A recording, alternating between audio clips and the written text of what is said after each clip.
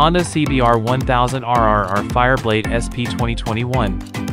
Let's be realistic, Honda has always been ultra-conservative with respect to the CBR1000RR, and it started from the very beginnings of the CBR, specifically the CBR900RR. Compared to rivals, the usual opinion is that Honda is a very good bike, but not great.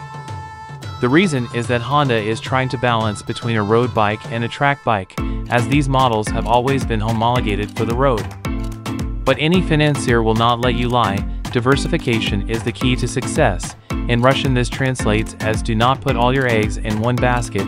In the worldsportbikesthis, alas, is no longer the case. Any manufacturer wants to sell even exclusive technology in thousands of copies. And this only plays into the hands of the buyer. The more copies are produced, the cheaper the production and the lower the margin for uniqueness. Therefore, purely track motorcycles are produced a couple of orders of magnitude less than those allowed on the road. So it turns out that cool ultra-modern limited editions are test sites for large-scale and quite affordable motorcycles that will look like them after just 2 to 3 years. Honda CBR line.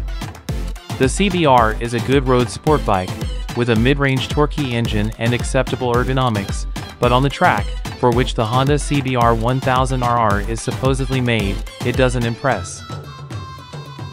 The last time a stock Honda bike really got the public excited at a race was when Colin Edwards won the World Superbike on the RC51. It was about 20 years ago, and then it was not even a CBR, but a VTR. Yes, someone may not know, but RC51 is VTR 1000 SP1. For some unknown reason, Americans know it as RVT1000R.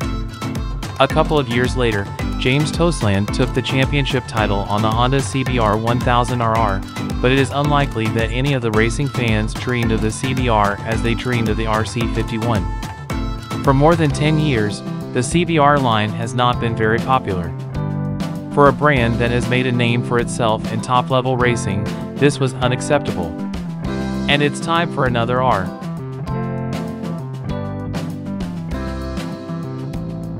Triple R, Honda CBR1000RR-R Fireblade SP. Yes, the Honda CBR1000RR-R Fireblade SP is the most racing CBR to date, with minimal road use and maximum attention to track performance thanks to its role model, the RC213V MotoGP bike. Perhaps as many as 4 RS in the name of the Honda CBR1000RR-R Fireblade SP sounds silly, but in this way the Japanese, apparently, wanted to indicate the fact that the new product was created from scratch. The only common detail with the previous model is the front wheel, yes, and the brake disc mounts are different. The new model has become a worthy answer to competitors who have been doing the same thing for a long time, making racing motorcycles with lights, mirrors, and a number plate mount. Looking closely at the name of the model, if you can, of course, build up from this fourth R, you will notice that it also contains the letters SP, usually denoting the most racing version of the CBR. But there is a catch: younger, simpler versions are not sold in all markets, and not everyone understands the difference at all. It is curious that usually the SP is an improved base model, but now things are different. The novelty, in general, does not have a base model, and the previous Honda CBR1000RR remains as the regular one. So what does the all-new, quad racing, R equals racing, Fireblade SP offer us? Honda redesigned it from top to bottom, turning it into the most efficient track bike. Details are below. New engine. As already mentioned, the new Fireblade is made from a clean slate to be as track-oriented as possible. As always, it all starts with the engine. In our case, it has become narrower, more efficient, and more powerful than its predecessor.